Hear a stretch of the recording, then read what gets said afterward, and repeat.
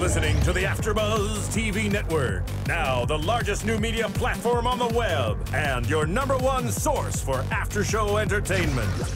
Very good, Dean. Johnson.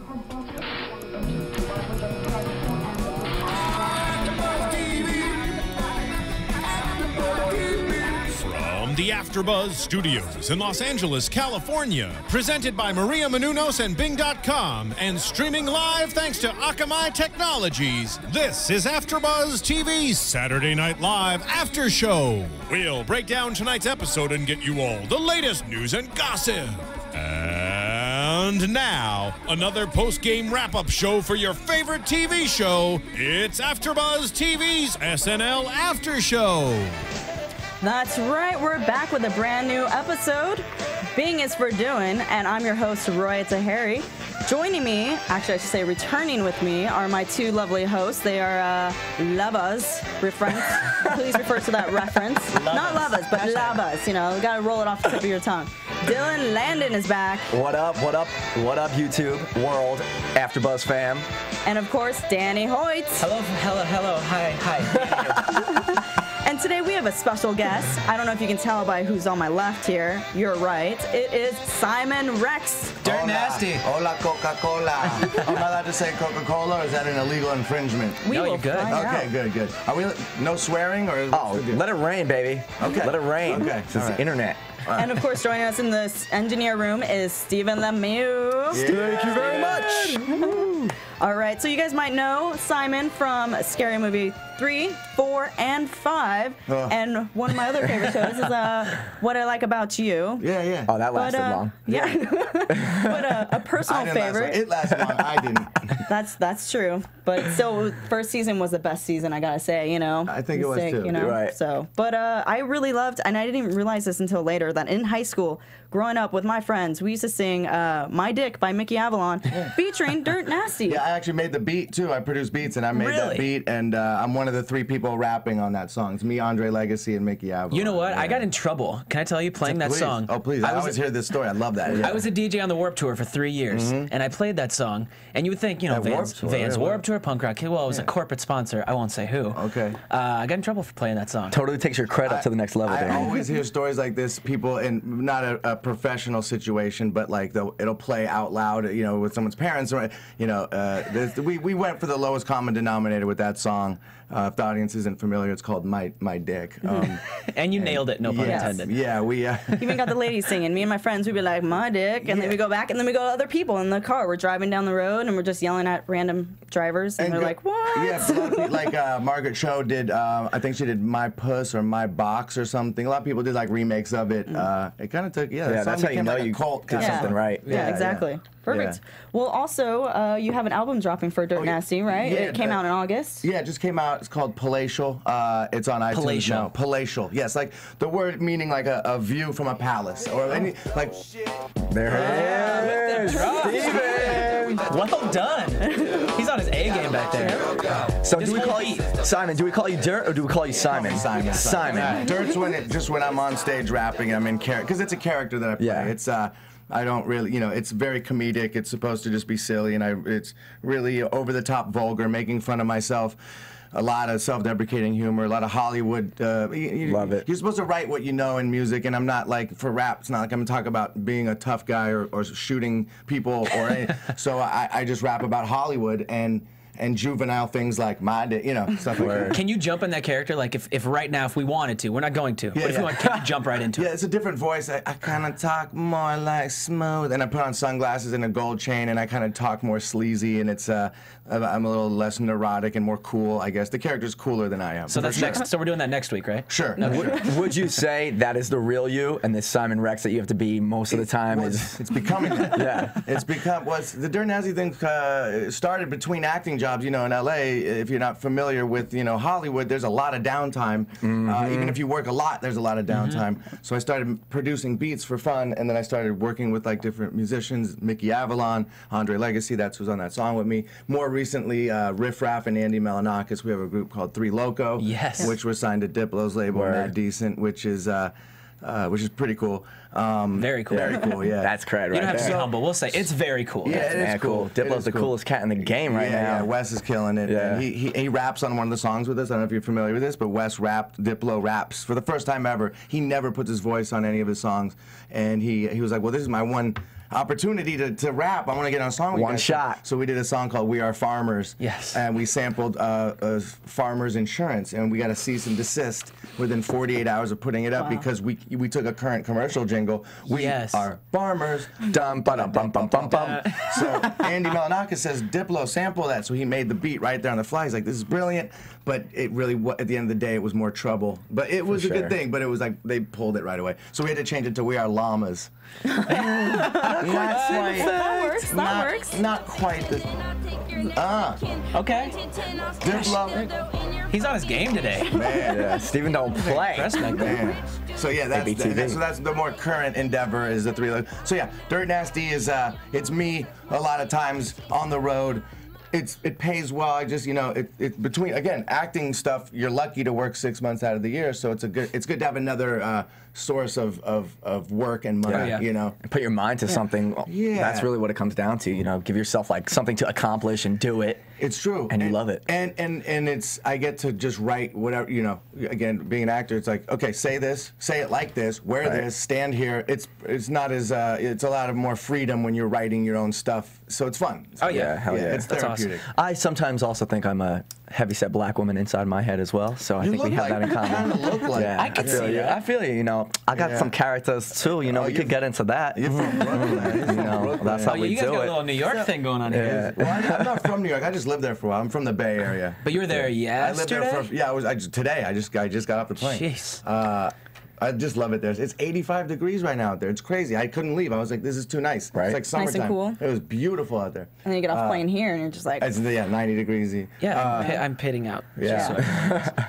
But no, I lived in New York for 5 years when I worked at MTV way back in the day. Yeah. 93 to 98 is when You're I an lived OG. there. You're an OG, Simon. That's when New York was, For sure. when New York was really New York. Now it's like there was neighborhoods you couldn't walk in. I was just there that are cupcake stores now. It's crazy. No, the Literally. Lower East Side That's where right I now. was. That's where I was. There's a whole Vice just put out this whole video, not to plug another TV station or anything like that, but how TV killed the Lower East Side. Right. Oh yeah. Because of like what was it? Girls is in Brooklyn. No, it's Even all New Brooklyn's- York. Sex and the City, just all the shows in New York, and people want to come there and be all glamorous like that. So yeah, I mean, you got all like the jappy kids living on the Lower East Side because they think it's cool. Right.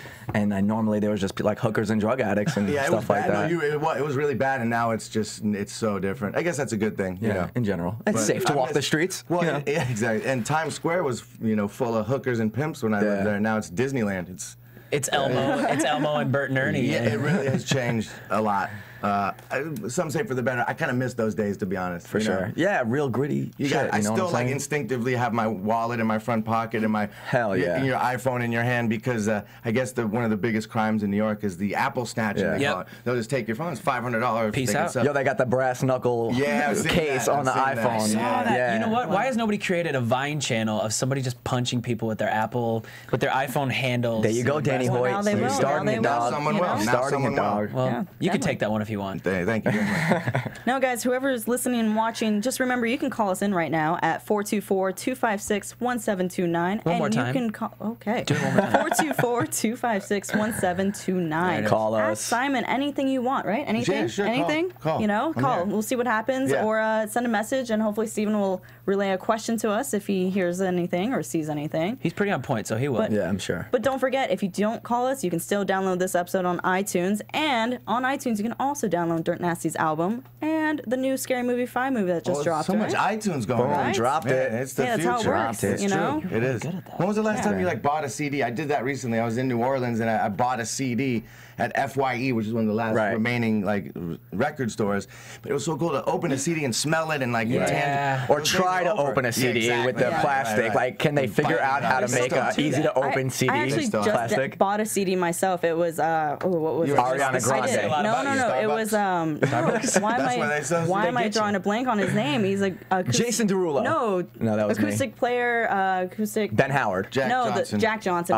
Great purchase. Made me nervous standing right next to him. Must be it. Great purchase. Jack Johnson's new CD. My iPod is completely full, so I had to, I wanted to listen to it. Got buy the CD, cool to have a CD. And support the artist. Hell yeah, support. It was kind of interesting. I'm like, wait, I get the CD. How do I? Try and like throw it, see if it plays, and it doesn't. You gotta so put Simon, it in, you brought us some, right? You got them. This is where you pull out the CDs. Palatial out now. Letterman style. To continue what we're talking about, we didn't even print CDs because online to tangible CDs is probably at least 90 to 10%, and it's expensive to print out CDs. The only place I'd really sell them would be at a show.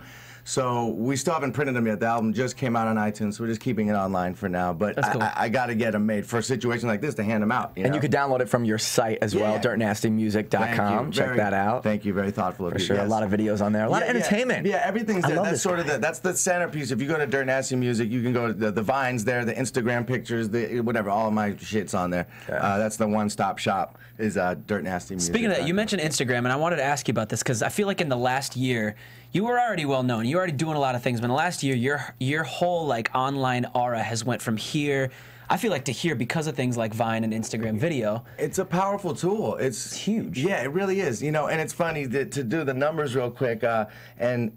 Instagram is really like, you'll see some pretty girl and she has 700,000 followers and it's all selfies, and I get it. Insta fame. It's true. And I actually am into photography. My dad's a photographer, so I got really into like taking nice photographs and putting them up. And I noticed that it wasn't, that's not what people want to see. Then I put like a selfie up of me and Charlie Sheen or someone, and then that's what people want to see. Yeah. And then the followers grow, and then you can promote, your music or a movie or whatever you want through your social media. But to put it in perspective, I have approximately 160,000 on Instagram, about 70,000 on YouTube. I don't know how many on Facebook because my manager runs it, because I don't do Facebook. I don't even know how to to on. It scares the shit out of me. Don't start now. Don't worry, I won't. Don't start now. Between those three, between Instagram, Twitter. And Twitter's like 145. I just checked it today. Yeah, and that exactly. I think that's about. But those combined over 7 years, Vine in 6 months, I have like 1.5 million, and I've got a combined 400,000 or 500,000. It's crazy what what works and doesn't. And I think the Vine stuff's good because a tweet you could tell a joke, but you don't really hear it. A photograph tells a million words, whatever they say, but when you really do a 6-second video clip, I think people really get to know you more, and it's more, And there's the creativity that goes into it. That's what it's all about. Yeah. It is. So the Vine stuff seems, of all the formats for me, it seems to be the one that hit the most. So if everyone's got their own lane, that's kind of my thing. I like doing comedy, and it's a perfect vehicle to write characters and do that kind of stuff. You're one of my first follows on Vine, man. No, thank you. I really appreciate it. Who else do you guys? Anyone else famous? I'm downloading Vine after this show. Even if you don't Vine, just to look at them, there's some funny people that you'll just be bored and instead of looking at a photograph of someone's sandwich, you could get a good laugh. You're watching Simon and Brittany Furlan and Paige Kennedy. These people just making me roll. Yeah, Brittany's great. There's some really. There's a guy, Chris D'Elia, who's really good on Vine, but he's already a famous guy. So there's some people who have never done anything who are making a name for themselves on Vine, and then people who are already famous who are, I think the #1 guy is Josh Peck. Is that his name from Jake and Josh? It was a show. Oh, right. Yeah, he's a Jake and Josh on Nickelodeon. Josh. He lost a lot of weight. Now he's skinny. He lost a lot of weight. The girls love him, and he's a funny dude. And I met him out the other night. It's one of those funny Vine things, and he comes up, and it's like we already know each other because we see each other's Vines all the time. So it's just it's kind of this cool new way to meet other people. That's cool. Yeah. Well, before we move on to the SNL thing, I want to mention something about your Vine since you mentioned it. Yeah. There is still one of your videos that is branded in my head, and I cannot get it out. You're just twerking in the hallway. You're just standing there twerking. I'm literally for 10 minutes staring at him like I can't get this. Just I keep watching. And it just loops. That's the beauty. Yeah, of Vine. it keeps going and going. But that was at my friend's house. I don't know why. Those are the ones that the dumb ones that are less thought out often seem to be the ones that people like more. Get the most and then traction. I'll spend forever writing an idea, and I'll sit there racking my brain and overthinking it, and then you like to see me. Miley Cyrus. Right. 2013 is the year of the twerk. Yes. Compliments of Miley. Just hosted Saturday Night Live. The show we're here for. Yep. Yes. And musical guests as well. So what did you guys think of the opening seeing the Her tongue looks good.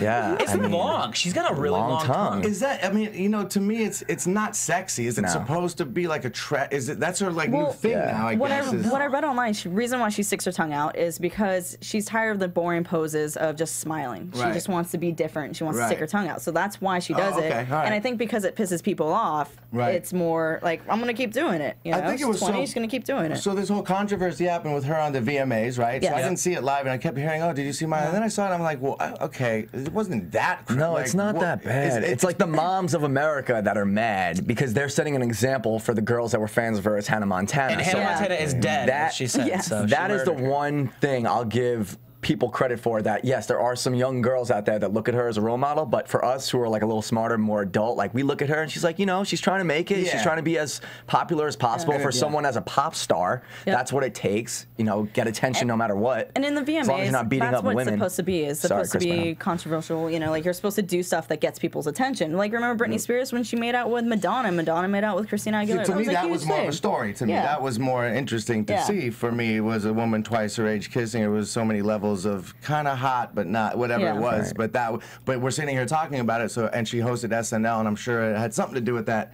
So she did, you know, she did something right. Smart. You know, I actually met her recently. Yeah, it's like give her props, dog. Like you know, she's doing her thing. She's doing her thing. You know, I'm not hating at all. She was really cool. I met her at some party recently, and she was surprisingly down to earth, really cool girl, which usually a combination of fame, especially child actors, they usually turn out pretty messed up. It's like, you see it happening over and over and over with these kid actors. I don't think she's like falling off some crazy path of like, you know, I just don't. Right, like she knows what she's doing. Yeah. Exactly. She knows what she's doing. So this is planned. I mean, this is a media. For sure. Back in 2011 when she hosted her opening monologue, she even sang a song saying, "I'm sorry, I'm not perfect," and talked about how I never got a DUI, never slept with a hooker, never stole a necklace. I'm sorry, I'm not perfect, and that I smoke weed. But that was 2 years ago, right? Yeah. I'm sure a lot's happened since then. But it's just, it's funny that she just like points that out, that it's not, people are making a big deal out of something that it should not be a big deal. There was a great opportunity for her to like call out that she smokes pot, but then she wanted to like cop out and be like, cigarettes. But that was the joke. Yeah, I think it was. Yeah, and she was, she smokes weed. I guess she's pretty open about that. It's like big deal. I mean, is she 18? 20. She's 20. She's 20? Yeah, we get high. It's all good. She's 20 years old. It's like, whatever, man. It's like, just weed. It's like every kid in high school has tried weed at that point almost. It's like, what's the big deal? I love the part when Molly from the, or not Molly, sorry, that's the part I'm going to get in. Miley from the past, old Miley, would bring out a doll for her. She's like, I brought you an American Girl, Molly, because you keep singing about her in your songs. Yeah, that was like, that was a great little twist to it. And it was just a great little, funny. Anyways. Miley Cyrus. Funny. And is her hits? Oh, she actually, you know, I got to say, that new song she has with Juicy J is really good. 23? Oh, yeah. That's I'm not mad. I actually like it. I find myself like singing because the full on, because she's like rapping on and it's a little, and I wanted to, I didn't want to dislike it, but I was like, okay, Juicy J kind of can't do anything wrong right now, but I wasn't mad at that one. Well, she's in a position that, and you know, being in music, like she gets the best writers and producers to make her music. 100%. You know, so it's like, you know, just get in the studio, record it, put your effort into it, and it's gonna be good. She gets the hit. Get it. Again, he's 3 for 3. I thought he was trying to play us off, like music-wise. Cupcake. Bring him a cupcake from New York next week. I like it. I've never heard this song. It's about Michael Jordan's wearing Michael Jordan shoes in a club. Can you play it one more time, Steven? Sorry. Because it sounded like Jordan's in the club. The beat kind of sounds very close to Katy Perry's Dark Horse. Exactly. With Juicy J, right? It's the same producer. It's all that tempo is all the same as that trap beat music stuff. So it all falls in that same like tempo. So it all down. She knows what she's doing. That's what's hot right now, and she hit it on the nose. And you know what? I thought both of her performances, since we're talking about music, both of her performances were fantastic. Yeah. I thought she killed Wrecking Ball, and then I liked how she switched it up with the acoustic. Yeah. You know, the 3 guitars, little version of We Can't Stop. Her outfits were interesting. That was the only thing, and I wrote that down. Her outfits were the only thing that brought it down from like an A+ for me. She was wearing like a nightie, but then she had shoes on. Well, with the second performance in the white, wasn't it like a white dress or something? It was like fishnet, the second one. Yeah. And the first one was like a jersey, and you could see through it, but she was wearing just like underwear or whatever. Right. Simon, what's your relationship status right now? Single. Yeah. You bang Miley right now, the way she's looking right now? Right now. Yes. Right here. Right here. We're partying with Miley. The way she's looking right now, she's attractive to you. It's funny. I it's interesting because I never got it before, and obviously because she was like some teeny girl, but she's starting to look like a woman. You know what I mean? She's a pretty girl. I like them personally a little thicker. Holler. You know? So she's not really my type, and I don't like famous girls. But yes, right here, right now would be okay. Right, okay, especially late at night. Miley, come out now. Come out now. Hell yeah. No, but that first opening scene when it opened up, she looked good. Yeah, she looked very pretty. I think she's grown up. She did back the little buns. We talked last week how she's lost all that weight, See, from I disagree. a couple years ago. I think she looked really great in 2011 when she was hosting. I thought she was perfect amount of like. She was like awkward still. She was okay. Well, that's because she was 18 or however old she was. I'm not talking about like doing her. I'm talking about her how she looked, like health wise. Like she looked good with. She had some meat, like some curves. It wasn't jiggly. I think it was baby fat. I think she's all, I'm sure now she's, got a trainer and keeping it sexy and all that stuff. You know what? Since we're talking about when she came out, though, I don't like the little nubs, the hair nubs. I don't either. I'm with you on that. I need to find out where she gets her fades, though, because I need a fresh fade here in LA, dude. I can't find a barber, dog. I got you. Proper barbershop. Oh, proper, proper. I'm telling you, my dog, Eagle Rock. I went to the hood. That's where 20 minutes away, dude. I go to like Floyd's or something like that, one of those barber shops that'll hook you up. So, sorry guys, I don't mean to be like interrupting your romance right now. Just hold on, Roya. So for the monologue, because you're talking about her looks and stuff too, her outfit, I don't. The midriff. She was telling people basically, screw you, I'll wear a midriff thing no matter what. It was so distracting. When she came out for the opening. Yeah, for the monologue part. Yeah. Like she had so many outfits. I'm trying to remember what was. No, the shirt was actually cut. Like if you look close, it was like. She kind of reminded me of Gwen Stefani, though, in a way. A little bit. I'll give you that. You know, I'm sure she's going for that. Probably. We'll give you that. Yeah, we'll give you that. So, what did you guys think when she said no twerking because white people are? She did half a twerk. She did half a twerk. She got down. She did half a twerk, and everyone was really excited. And then she stopped. So it wasn't twerking. It was like half of one. So I mean, I honestly was a little bummed that she didn't twerk. Yeah, I mean, it's SNL. They make fun of. That's their job. Yeah, I was really hoping more. But hold on, she did the twerking Michelle Bachmann. The whole thing was twerking Michelle Bachmann. But yeah, I guess maybe she meant like live. Since it was in character, maybe it wasn't her. That's true. It was a digital short, which there was several of them in this episode. Right. So I don't know. Yeah, maybe she thought about that afterwards. But it was a short monologue.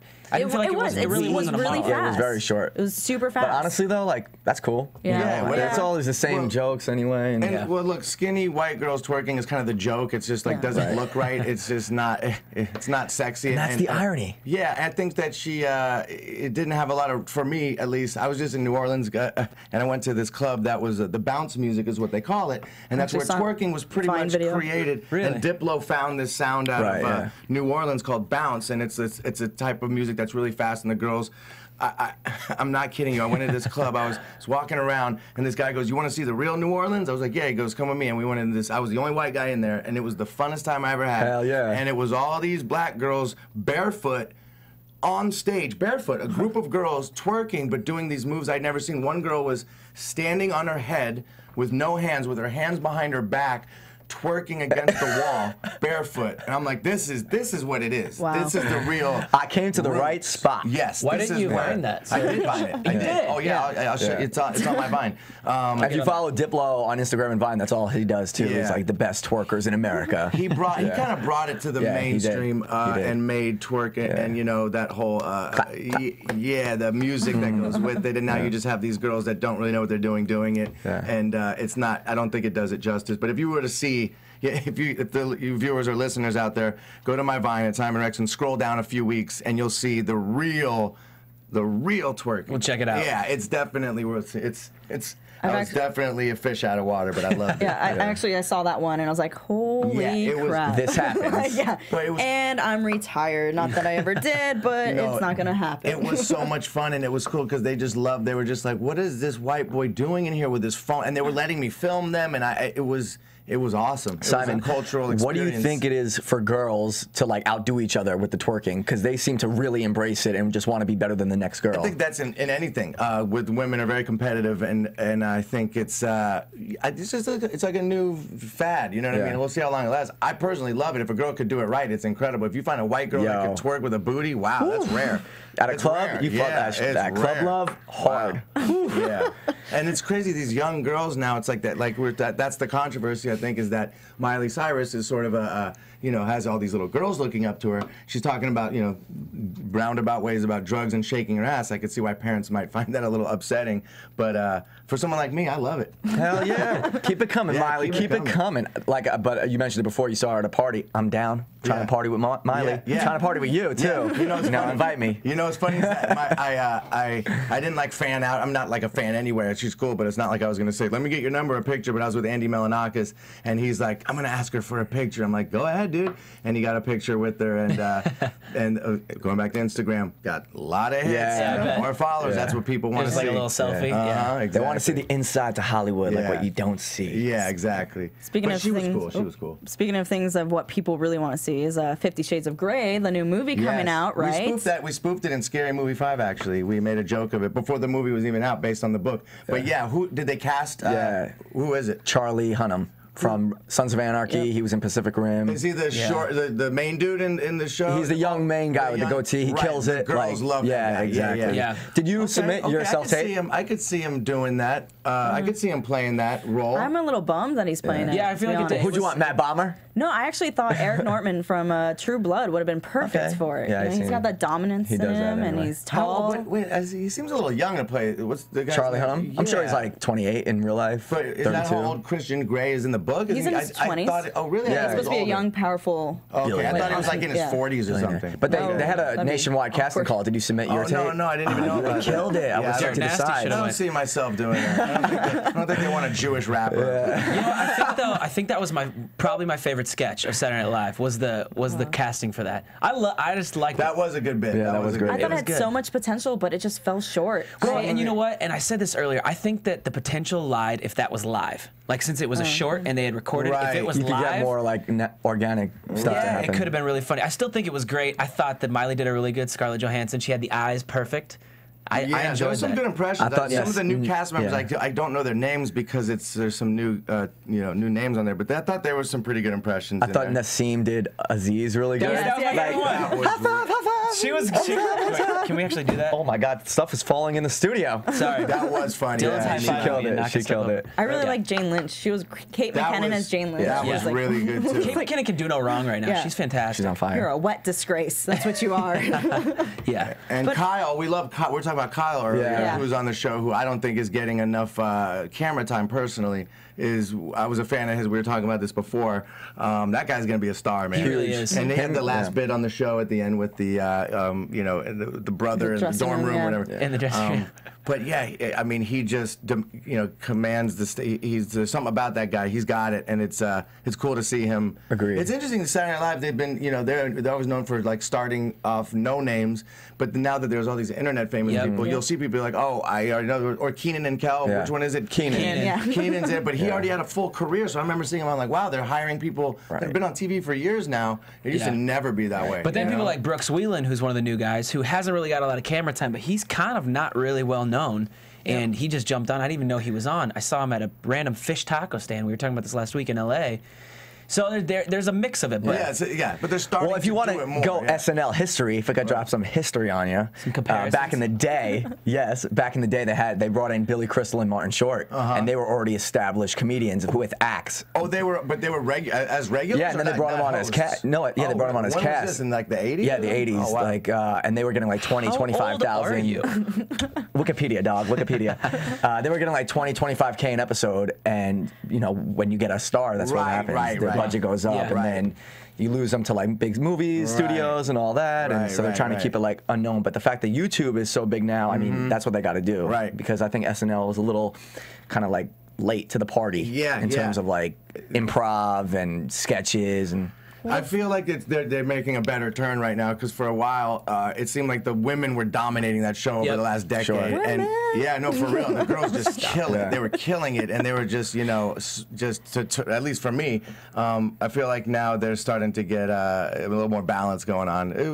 I've been watching Saturday Night Live my whole life. It's already on my TiVo, even if it's not. My one problem with SNL is the bits go on a little long. But I understand they got to fill an hour and a half. But to me, some of the sketches just go a little long, especially now our brains are so like programmed to these shorter attention span YouTube videos, and now even shorter, like Vine is like, pretty soon it's just going to be like 1 second. Like, I mean, how much shorter could it be? Well, we were talking about before how now they're doing like one sketch into a digital short and then commercial. Like back in the day, it was like boom, boom, boom, 3 live sketches right in the studio, and that was awesome. Right. And it kind of feels like a little lazy. Yeah. It feels a little lazy. Is it like, I don't know. I think what they're trying to do with the viral shorts is keeping it in that under the umbrella of sort of viral internet kind of world to stay relevant, because it did feel dated. You know, you could just go to YouTube and watch whatever you want at your command. They had to do something to stay. And I think it started with the Justin Timberlake kind of music videos is when they first started. Yeah, Lonely Island saved them. And then even some cartoon things they did a while ago, like like the gay superheroes. That was like the beginning of them doing it, but now it's starting to become more and more. And I'm sure Kyle and Mike are gonna like take over that whole world like Lonely Island did. I hope they do. I really hope so. Yeah. I could see some good neighbor stuff happening with Beck and Kyle. That could be. I mean, this next sketch, Girlfriend Talk. Terrible. I mean, look, okay. I loved this sketch last year when I saw it. I love A.D. Bryant. I think she's great, the girl on the left, you know, with Cecilia. And I don't know. It kind of keeps going on. They've had Jennifer Lawrence on it before as like a gothic girl. Yeah. And it's very entertaining, but like you said, the sketches kind of keep going too long. But see, I felt like A.D. carried that as opposed to Miley. Yes, exactly. She's like, I D4 like she kind of carried that as opposed to Miley. I mean, Miley, you know what Miley showed to me is that she has the ability to act. And we already knew she could act, but like even in the midst of who she's trying to become as a woman, she can still act. Yeah, and do comedy, which is tough. Well, that's the best part about having an actor on the show is they can get through the sketches and they know how to perform. A lot of times, if they don't have a performance background, they're struggling. So she's cool. You got to think too how hard that and intimidating that would be to be amongst these top tier comedic people, and then you got to be funny too and know your place or try not to So I thought she did a good job. I mean, there wasn't one. She didn't mess up once. She didn't. I thought she did a good job. So did you like her parody? We did stop the government. Oh, we did stop. Yeah. Oh, wait, which one? I'm sorry, there was so many. It was also a video. Stop the government. Oh, yeah. Taran Killam was playing as John Boehner. You know, I've known that dude for years because he used to date Amanda Bynes. And I was on the set of What I Like About You, and she would bring her boyfriend to set all the time. It was him. And he was the nicest guy, and he was so talented and so funny. And I was always, just from hanging out with him, he would do impressions on set. When you shoot a sitcom, you only shoot it at the end of the week, and you rehearse all week, so you're pretty much hanging out all day. And he'd be on set, and I'm like, dude, this dude's a star. I was like, I remember thinking that this was 2002 or something, and then to see him on the show now, I was like, oh, he deserved it. Yeah, hell yeah, he's the star of the show now. Yeah, his impressions are great. Couldn't have happened to a nicer guy. Good dude. That's good to hear. I didn't know that. That's really good dude. It's his show. I'm really glad that I wish he would do more than Keenan and. I guess Keenan's the only one left. He's just like seniority. He's been there 10 years, so he automatically gets 10 years. 2003, dog. 2003. Yeah, 2003. You're kidding me. 10 years. Dead serious. What the? Keenan and Kel is almost 2 decades ago. Yeah. Which is weird. And we already had our Keenan and Kel moment last week. For anybody listening. Where's Kel, by the way? Just come back. We miss you wherever you are. Breakdancing. Yeah, Is that what he's doing? Yeah, he's got his own breakdancing show. I forgot Steven was back there and he comes in with knowledge. I love it, Steven. We'll have to check that out. Wow, I need to figure that out. Well, now... 10 years? Oh, my God. I know, right? That's blowing my mind right now. Well, Pierce Morgan would be the next sketch with Taran, and he's the main one. Now, this is really interesting because they had Ariana Huffington come out, and this is the first time I feel like since she's come out as a character versus being on the Daily, or what was it called, why am I drawing a blank? The Huffington Post. Ariana Huffington by Nazim Parad. She played her. Right, yeah. She's great. What's her name? Nassim, yeah. She's awesome. And who's the... She's usually on Weekend Update. Okay, and this is the first time that character's, I feel like, been pulled out of Weekend Update and actually put on on an actual sketch, Right. The one note I wrote was, I like the Bill Clinton getting high one. That was funny. Saxophone. Oh, yeah. Who's the girl that came out as the teacher and did the funny noise after every word she said? Vanessa Bayer. She's a star. She does the Miley. Yeah, she does Miley. I'm Miley Cyrus. Yeah, there you go. Yeah, she's really funny. Yeah, she's good. Yeah. So did you watch Breaking Bad, right? I've probably watched each episode, not kidding, 3 times. Okay. Completely obsessed. Maybe arguably the best 1-hour show of all time. Yep, I'm with you. Then did you drool when you see the little montage thing that they did with running with? Oh Rhythm? yeah. What did they call it again? It was not. The joke was Running Rodham. Yeah, Rodham. Yeah. And anything. Anything Breaking Bad, I'm cool with. You know what? I love that they brought in the line there. They said was like, I wrote it down. I like it. I was good at it. It made me feel alive, because that was what Bryan Cranston said when he accepted his award, which was cool. Like it's kind of a little like honoring thing to him. And then there was another callback to when he said, he goes, "I did it for me." She says, the final episode, because the whole time he's saying, "I'm doing it for family." And then he says to his wife, he says, "I did it for me. I felt alive." And I think they threw that joke in there too. They did, yep. You did watch each episode 3 times. Finished season 4. So I just finished season 4.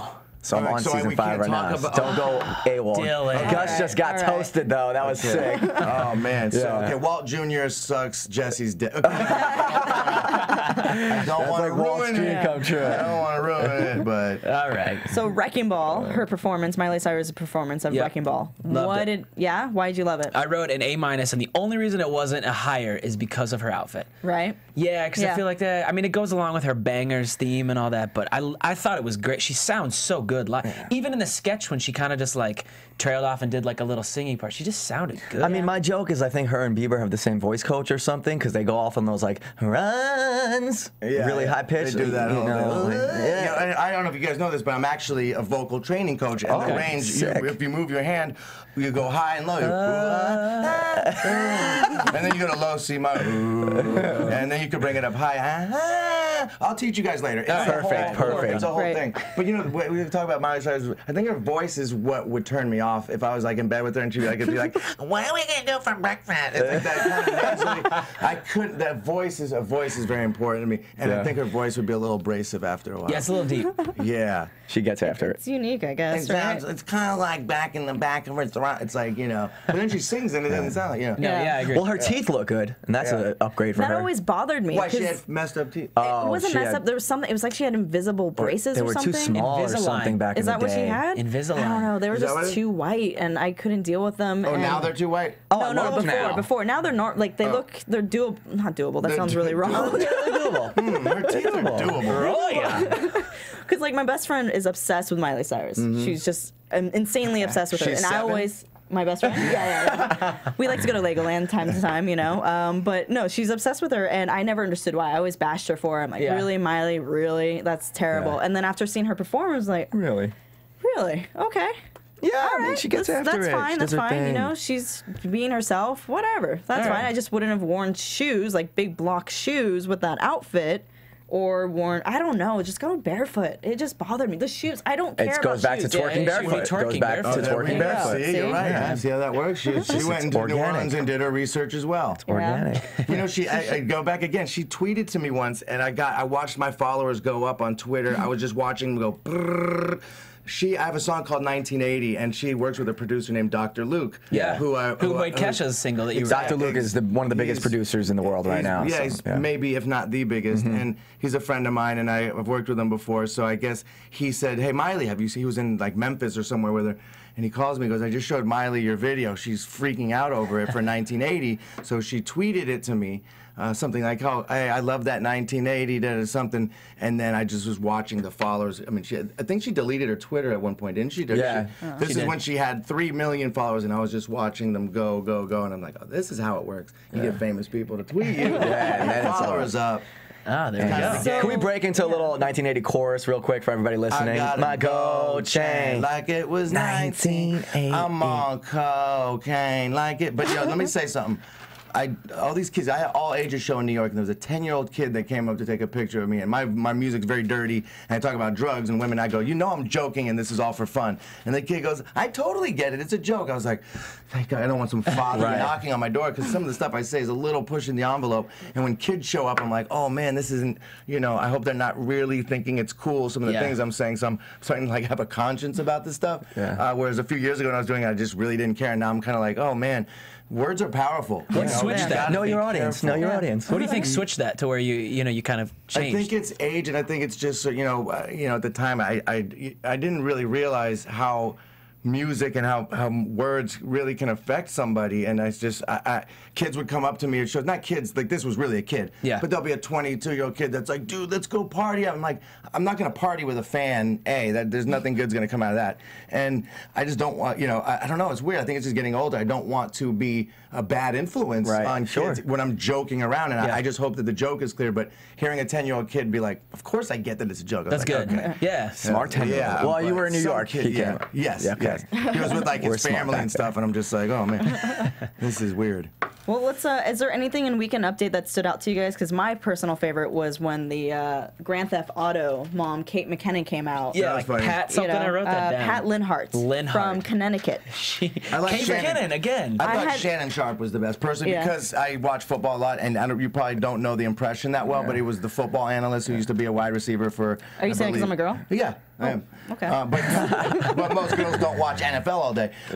True. But you don't know what I'm talking about, do you? No, I do know who you're talking about. No, I do. I don't watch the reviews or anything about Shannon Sharp. I thought that impression. Right now, currently, this present moment, that right now we're sharing breath. He laughed too. He started to giggle, which made me like him more. And he's been on for a couple years now, and he needs to get more love. I think that he's starting to get some better stuff. He is a star, and they need to let him ride. Yeah. He's very, very talented. That was a really funny. We talked about this last week. I want to say this because he kind of does the same impressions. He does them so well that sometimes they're not funny, and I thought he kind of popped out of his shell. For those of you guys that watched last week, I agree. He came out of his shell a little bit this week. The Will Smith was perfect. It wasn't too much. It was just enough to be funny. Yeah. But that Shannon Sharp was great. Yeah, that was good. And I love that he laughed. Not to cut you off, you were about to say, well, you thought about the Grand Theft Auto. You were saying that was the best impression on the news. What other bits did they do on that? They did winners and losers. Canada was winning. Well, Cecily in general was way better this week. She was. The female, Cecily Strong, because last week was her first time doing Weekend Update, and I wasn't really a big fan of her last week, but this week I thought she was way more comfortable, way more confident. Give her some time, that's live TV. I loved her last week. So. Could you imagine doing that show live? I mean, that's just got to be. A friend of mine's Adrian, dropping a name. Adrian Brody's a friend of mine. I remember he hosted it. It was such a big deal to host Saturday Night Live, and he's like, they're asking me for jokes. Should we submit some jokes? I don't know if you remember when Adrian won the Oscar. The music started to play, and he says, no, stop, let me finish. I remember this. And he commanded the orchestra to stop getting him off stage, and he asked for a swift resolution in the war.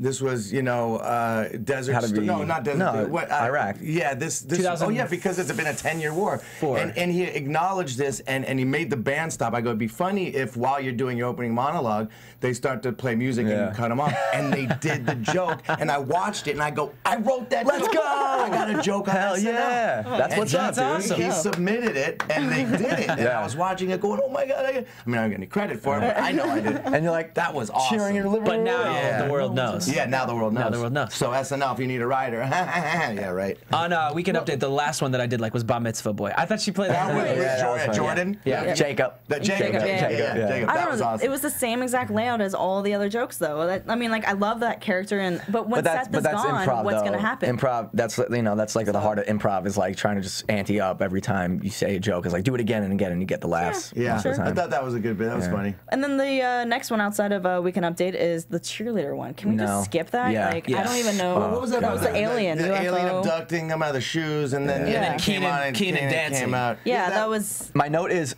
why? Question mark. I wrote no comments. I just wrote no. No comments. I really did. The only thing that was funny is when he said "Sorry, Dad" and turned around and he had the thing on his head. That was the only chuckle that I got out of that. I will say though, Keenan's dance moves looked like the dance moves in your latest Vine in the kitchen with next on Breaking Bad. Yeah, that was. Yeah, that was. I did a Vine where I said this week on Breaking Bad, and then I break danced. It was you in the kitchen, and you only had 2 buttons buttoned. I mean, there was some. Yeah, you really looked into that, didn't you? Yeah, I told you I followed. Yeah, I forget why that was. I think I was maybe halfway doing a Steven Vine, so I threw the shirt back. How is Steven, by the way? How is gay Steven? Yeah, he's doing okay, except his ego's out of control because he's getting all these followers.